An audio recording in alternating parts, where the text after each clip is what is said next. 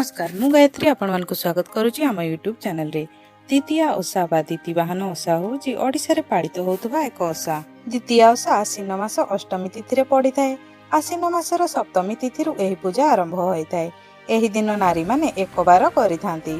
आपण माने तो जानिछंती एही ओषा अपुत्रिक माने पुत्र पई एवं पुत्रवती माने पुत्रर चंद्ररिष्ट खंडन पई करिथांती।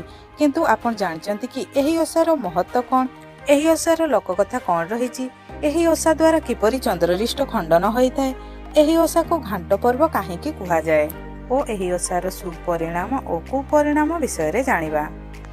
द्वितीया ओषा अपुत्रिक माने पुत्रर कामना करिथांती एवं पुत्रवती नारी माने पुत्रर शुभ कामना मनासी एही पूजा करिथांती।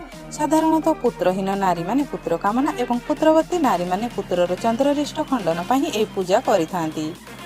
एही पूजा रे नारी माने विभिन्न प्रकार पनिपरिबा फलमूल सुसज्जित करी धूप नैवेद्य धरी संध्या काळर तुठरे सियाड़ और चिलचित्र बाली आंकी कपा मारांक काठी 2 खंड अर्पण करती। धूप दीप नैवेद्य अर्पण करी गंगा माता सूर्यदेव को आह्वान करी पूजा करती एवं घर को फेरती। ता परदिन कदली गछ, तुलसी गछ और पुत्रिक मानक पई 2 डाल आनी माटी रे पोती पूजा करती। चंद्ररिष्ट खंडन पई 108 धूप घास चढ़ाई थांती। द्वितीय ओषार गोटे बहु पुरातन कहानी अच्छी। चलतु जानिबा सेही कहानी विषय रे। दुतिबाहानर ओषा फल रे मानव जातिर कल्याण घटुची बोली थरे गोटे चिलो और गोटे सियाड़ एही ओषा करिवे बोली मनस्थ कले। ओषा करिथिबा लोक माने चली गला परे एमाने तांको बड़का द्रव्य को संग्रह कले। सेही हळदी को देहरे लगाई स्नान शौच हेले।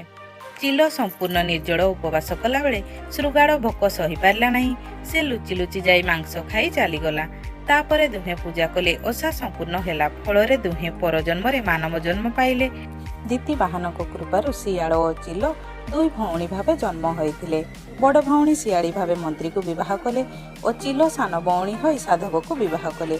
पूर्व व्रत भंग होइथिबारु सियाड़ीर कौनसी संतान हेले नाही। से बांझ होई रहिला। चिलो सान भौणी साधव पत्नीर अनेक संतान थिले। सेतिपाई बड़ भौणी ईर्षा कला। सान भौणीर पिला माने माउसी घर को खेलिबा को बुलिबा को जाती। फल बड़ भौणी तांको मारी पकाए। अथच जेतेबेले संध्या हो जाए निज घर को शरीर रे फेरी जाती। दुतिबाहन कृपारु एपरि केते थर घटिला। सियाड़ी यह देखि आश्चर्य मध्य होई जाउथला।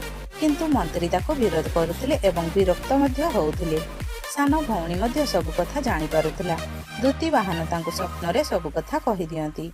दिने सुजोग आसिला। सान भौणी बड़ भौणी को द्वितीय ओषा करिबा पई उत्साहित कला और ताको सहयोग मध्य कला। मनरे कौनसी संकोचन रखी बड़ भौणी ओषा करुथबा समय दुतिबाहन छोट पिला रूपरे ताको पाखकु आसिले एवं धनुरे 2टी स्वर रखी विध कले। फल ताको मरीचि दोष दूर होला एवं से मध्य संतान प्राप्त करी सुखरे काल काटिले एवं दुतिबाहन को सदा मनरे रखिले। द्वितीय ओषारे जो पनिपरिबा फलमूल पूजा करा जाय थाए ताको परदिन घांट करा जाय। सेतिपई ताको घांट पर्व मध्य कुहा जाय। ए थिला द्वितीय ओषा विषय रे किछि रोचक तथ्य। जदि भिडियोटी भल लागि थाए लाइक और कमेंट करबा को भूलिबेनी। एमिति रोचक तथा रहस्यपूर्ण भिडियो देखिबा पई आम चैनल को सब्सक्राइब करंतु। धन्यवाद।